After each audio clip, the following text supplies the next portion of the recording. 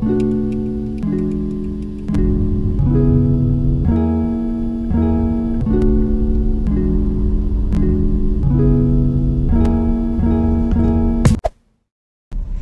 my God guys, tingnan nyo dito sa dito sa Penang.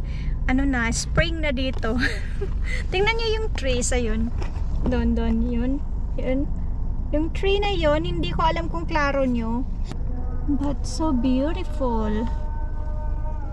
Right? Yeah, we should walk there and get a closer look. Yeah, let's walk there later. Kaya lang mainit siya. Hello guys, I'm doing on the spot na voice over. Kasama ko si Chantal dito sa tabi ko, kaya please don't mind kung naririnig nyo din si baby na nagvo-voice over kasama ko. By the way, nakita nyo ba yung puno ng kahoy sa harap? Yan. Kasi I was driving, may pinuntahan kami ni Crystal. Tapos ayan yung nakikita namin. Yung magagandang puno ng kahoy, which is color pink na siya. Nag-pink na yung kulay niya. Wala na siyang dahon. Yan yung tinatawag na Tecoma trees dito sa Penang. And super ganda niya. Season kasi ngayon, and mga 1 week lang yan siya maglalast yung flower niya. Kaya naman yung mga tao dito sa Penang ay sinusulit nila. And yeah, super ganda niya talaga. Tapos parang siya, parang sakura trees, pero yun nga, yung sabi ko, Tecoma tree yung tawag sa kanya, which is all around Penang may mga ganyan na kahoy. So pag season ng Tecoma trees ay super ganda niya talaga. So ililibot ko muna kayo guys, magda-drive muna kami, lilibutin namin dito yung may mga flowers ng Tecoma trees. So samahan nyo muna kaming mag-drive. We go one round first. Actually, it's kind of nice to go one round because in front it's more flowers. Faster lah. Sorry naman, narinig yung yata yung pagsabi ko ng faster la. Yan. Tinitaste ko lang si Crystal kasi yung nagpa-pretend lang ako na galit, pero hindi ako galit niya na.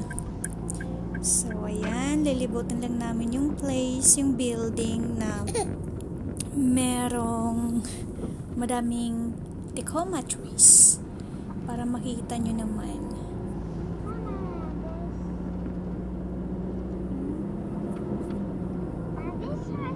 So ganito kami ni Crystal at saka ni Chantal, lalo na pag wala akong pasok. Really? Magda-drive lang kami, pero hindi kami bumababa.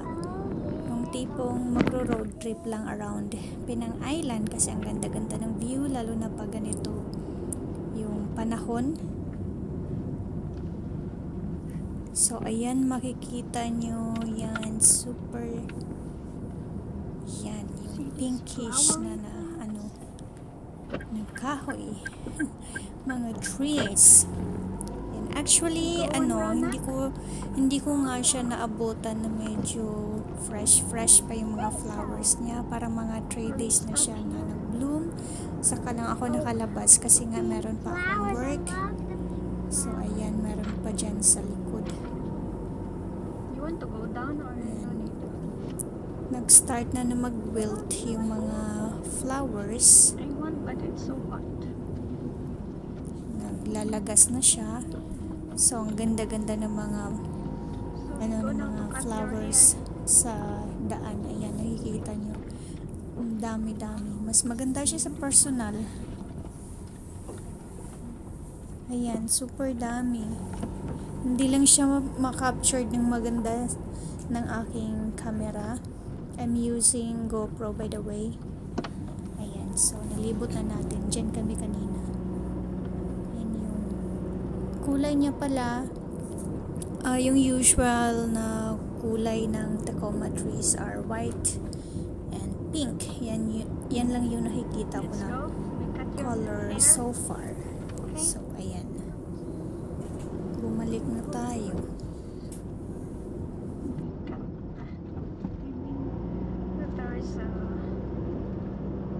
I'm so thirsty. Ayun guys, narinig nyo ba yung pagsabi ko na I'm so thirsty? Ang init-init kasi nung time na yan, hindi lang siya halata sa video, but really hot that time kasi bumaba kami sandali. Kasi nga may binili ako ng mga gamit ni Crystal para sa school. We got macaroni. Got macaroni? Love you forgot me about this blueberry flavored macaroni and I ate it. Macaroni. Yeah. I like the sound. Filipino food. But almost same the name, but it's totally different.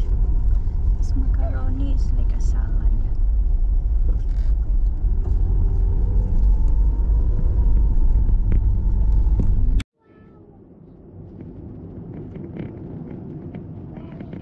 To buy a drink, Mama. My drink only, because you already have your drink. Right? Right or not? So, ganito lang kami ni Crystal most of the time. Pag wala kami masyadong ginagawa sa bahay, lumalabas kami, nagro-road trip. So, itong pinapakita ko sa inyo na places, around the area lang to, malapit lang to sa amin. And ito yung madalas namin na nadadaanan kapag may pinupuntahan kami. Like, kunyari, pupunta kami ng malls or restaurants or sa workplace ko, or bibili ng bread sa shop, sa bakery. So, ito yung nadadaanan namin na kalsada. So, yeah, as in, super lapit lang ito and around the area lang, malapit sa aming bahay. Sa mga friends and family ko dyan na hindi ko madala-dala dito sa Penang, so ito yung Penang. Sa pamamagitan nitong video na to, at least makita nyo kung anong meron sa Penang or what's in Penang. Actually, madami pang mga magagandang places dito sa Penang. So, itong pinapakita ko sa inyo is yung yung parang daily routine namin ni Crystal na nadadaanan namin ng mga kalsada or streets dito sa Penang. So, baka may magsabi siya na hindi naman pala maganda yung Penang. Up to you guys kung hindi kayo nagagandahan. But for us, this is our home, my second home. Kasi andito na rin yung aking mga Junakis. And most probably dito na sila lalaki, 'di ba? So I love Penang actually. And yeah, alam nyo ba na about 12 years ago, kasi magta 13 years na ako dito sa Malaysia. So about 12 years ago, itong mga buildings na to, wala pa to siya. As in totally hindi pa to na-develop yung place na to. So, ang daming mga nagtataas ang kahoy, tapos medyo abandon ba yung tawag doon? Hindi naman yata. Basta hindi pa siya develop na place. Anyway, itong nakikita nyo, as in super road trip talaga namin ni Crystal. And parang nililibot talaga namin yung mga kasulok-sulukan ng mga kalsada na malapit sa amin. And yeah, nag-i-enjoy kami ni Crystal sa road trip na to kasi hindi pa naman to napi-feel ni Baby Chantal, though kasama namin siya sa car. And I hope you enjoy watching these videos na sinasama namin kayo sa aming pagro-road trip. And yeah, this is Penang. Kung ano yung nakikita nyo, yan yung Penang. And wala pa to sa 1/4 tong naipakita ko sa inyo. As in, may madami pang mga nagagandahang places dito sa Penang. So, I think that's all for today's video. Our road trip video na lang muna with my annoying voice.